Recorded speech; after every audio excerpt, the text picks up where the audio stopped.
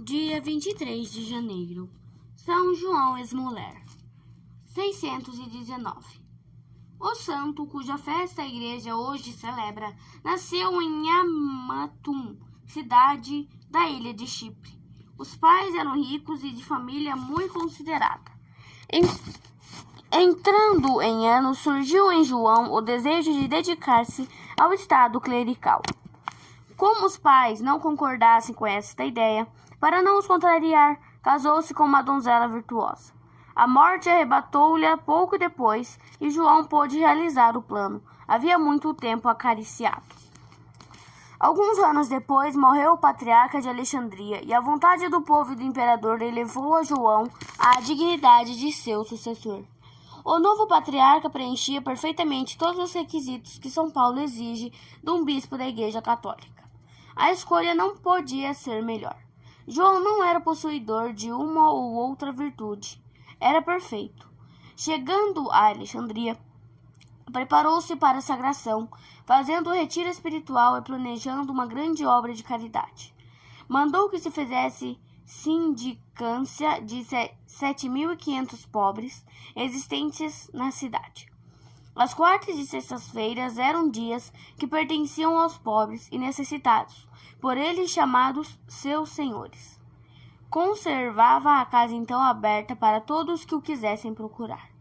Certa ocasião em que se dirigia à igreja, uma pobre mulher se lhe prostrou aos pés, pedindo proteção contra o genro. Os companheiros do patriarca, vendo aquele espetáculo, repreenderam a mulher, dizendo-lhe que viesse em outra hora. João, porém, disse-lhes: Como poderia esperar que Deus ouvisse as minhas orações, se não quisesse atender a essa mulher?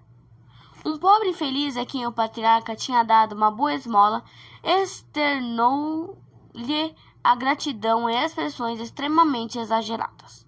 O prelado interrompeu-o, dizendo: Meu filho, não derramei meu sangue por ti, como fez nosso Senhor Jesus Cristo.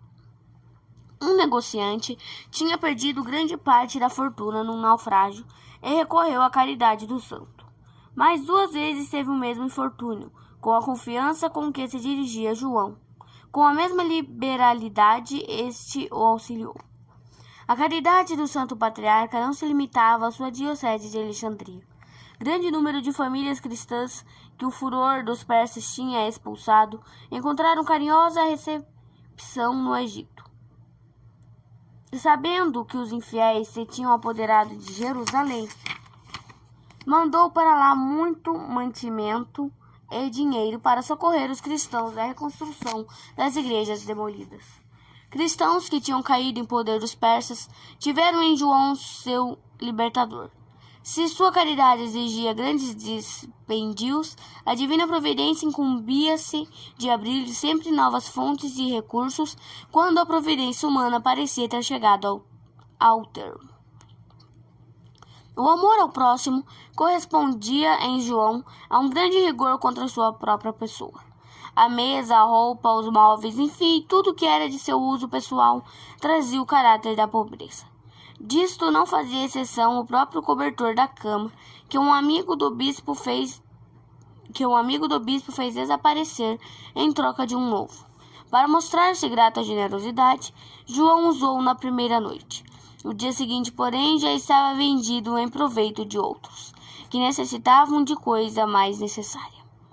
O doador do presente, vendo-o à venda, comprou outra vez e, indo ter com o bispo, deu-lhe, dizendo em ar de gracejo: Quero ver quem de nós dois se cansa primeiro. Ao lado de sua atividade no campo da caridade, o patriarca não descuidava da administração da diocese. Extremamente econômico no uso do tempo, as horas estavam divididas e tinham cada um a seu destino, fosse para oração ou estudo ou trabalho. Se acontecia alguém em sua presença falar desfavoravelmente do próximo, dava à conversa um outro rumo. A caluniadores vedava a entrada em sua casa, de tanta repugnância que lhe inspirava aquele vício. Santidade é inconcebível sem que exista o fundamento, que é a humildade. Quem o tivesse ouvido falar a seu próprio respeito, teria levado a impressão de estar diante de um homem que se tinha em conta de miserável, imprestável e orgulhoso. A lembrança constante do juízo divino causava-lhe a existência um desapego completo de tudo que era deste mundo. Uma consequência deste desapego foi a mansidão e grande paciência que o santo revelava em todas as circunstâncias. Usando de rigorosa disciplina na formação do seu caráter, chegou a adquirir em quase insensibilidade em face de contrariedades que se lhe apresentavam. Dizia-se feliz, vendo-se no meio de sofrimentos que, conforme sua convicção, lhe aumentavam os merecimentos. João possuía em sua mansidão o segredo de acalmar espíritos excitados. Certa vez, o prefeito tomou umas deliberações mais ou menos vexatórias aos pobres. Sem que com isso tivesse contado, o patriarca fez-se advogado dos desventurados, o que não pouco irritou o ânimo do magistrado. Pela tardinha recebeu do bispo o seguinte recado: o sol está para inclinar. O prefeito compreendeu perfeitamente a alusão dessas palavras ao dito da Sagrada Escritura: o sol não se deite sobre a vossa ira. Imediatamente foi ter com o prelado e prometeu não dar ouvido mais àqueles que o queriam levar à prática uma injustiça. Muito incomodado com uma inimizade que sabia existir entre dois seus amigos, convidou um deles para assistir à Santa Missa, que em determinado dia ia celebrar. Antes da missa, o bispo pediu ao cavalheiro que o acompanhasse na recitação do Padre Nosso. Tendo ambos chegado às palavras "Perdoai-nos as nossas dívidas", o bispo parou, deixando ao outro recitá-la sozinho. Notando a perturbação do amigo, o bispo tanto insistiu, até que esse se resolveu a fazer as pazes com o desafeto. Para seu rebanho era o bispo um bom pastor, que tudo fazia para afastar dele o perigo da heresia. Convidado a fazer uma visita ao imperador de Constantinopla, João pôs-se a caminho, em companhia de Nicetas.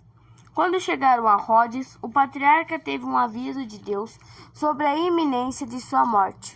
Em vista disso, interrompeu a viagem e disse ao companheiro: "Não posso visitar o imperador, visto que sou chamado pelo Rei dos Céus." De Rhodes passou a Chipre, onde morreu em 619, tendo 64 anos de idade. Reflexões. Primeiro, a virtude predominante na vida deste santo foi a caridade.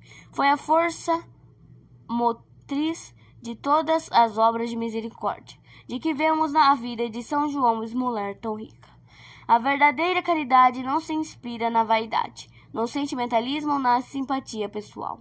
Antes podemos dizer que os limites da caridade são lá onde começa o amor próprio. Tudo o que desejares que os outros te façam, deves fazer-lhes. Lucas capítulo 6, versículo 31.